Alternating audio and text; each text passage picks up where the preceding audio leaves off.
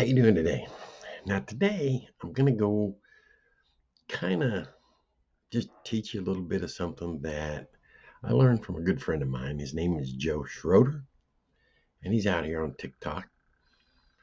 And it's something that's similar to I took a class on hypnosis, and it's kind of along those lines, but it's also kind of if you've ever heard of NLP, which is neuro linguistic programming, it kind of follows with that. Anyway, the point being is you kind of want to take this over and use it because when you're trying to influence people, whether it's your friends, your relatives, your wife, coworkers, it really doesn't matter.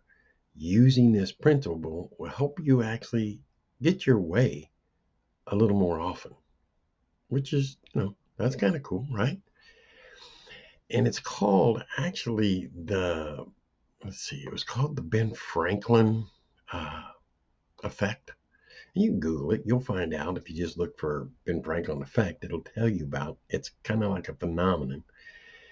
In that, it's a it's how you kind of jog the mind of the person that you're talking with, and it does a kind of like a phenomenon of how it attracts them to the words you're using.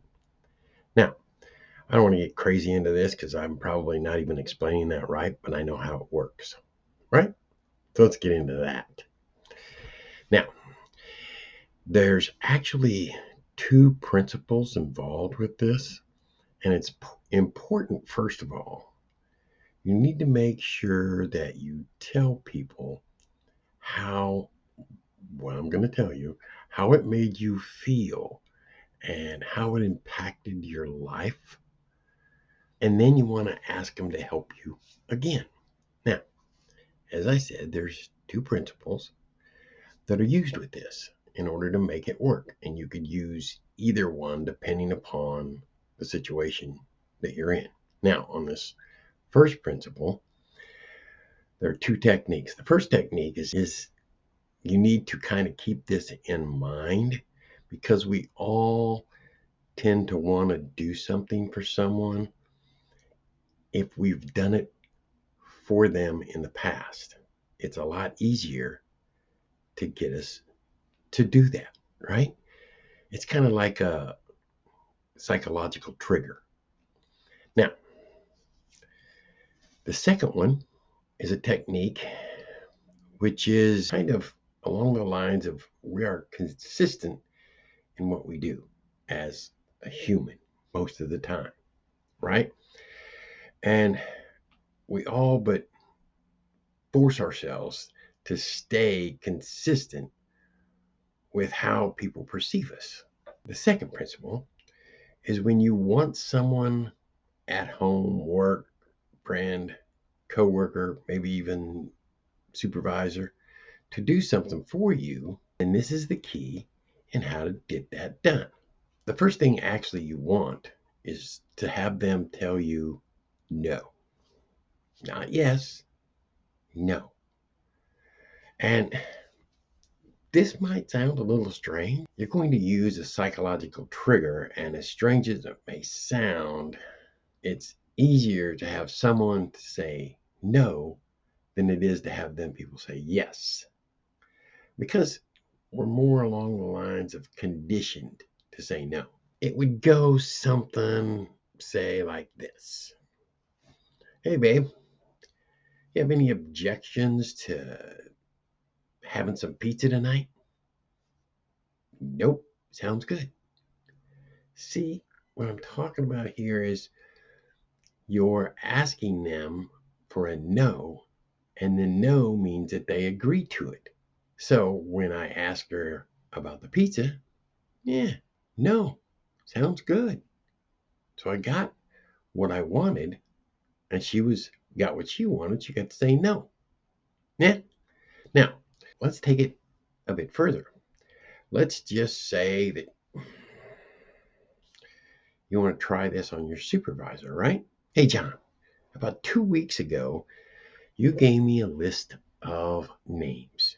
And the list turned out to be amazing for me. I was able to actually get some of those people to get involved with what we're doing. Now, I was just curious as to whether or not you would have any objection to giving me another list or people off that same list so I could call them. He would say, "No, that's cool. I got a list and it's not doing me any good. So if it'll do you some good, here, take the list." So you get what you want by them saying no. And that a lot of times can be really easy because people like to say no. Now, the other one, the first one that talks about, you have to get into more of describing how it felt. Like if you're talking to a friend, and let's say uh, you guys wanted to go play golf, right? And so you say, "Hey, Bob, I was just wondering whether or not, the last time we played golf, it was so cool. I mean, it's like we were riding around together, so I got to see some of your shots, and you made some amazing shots. Remember that one that you hit it and it was really close to the pin? Remember that? Man, I mean, it was cool. Anyway, I was just wondering if you'd have any objection to maybe playing some golf this Friday." "No, that'd be great. I'd like to." You see, you stimulate that mind. So it gets them into saying the no, but you also get to bring it out. That's where you describe how it came about. Probably the thing to keep in mind when you're dealing with people is the words or the phrases that you sprinkle or separate those words is how you separate yourself from what you want and what you deserve. Thanks for watching, and thanks to Joe Schroeder, and have an amazing day, and we'll talk again tomorrow. Bye.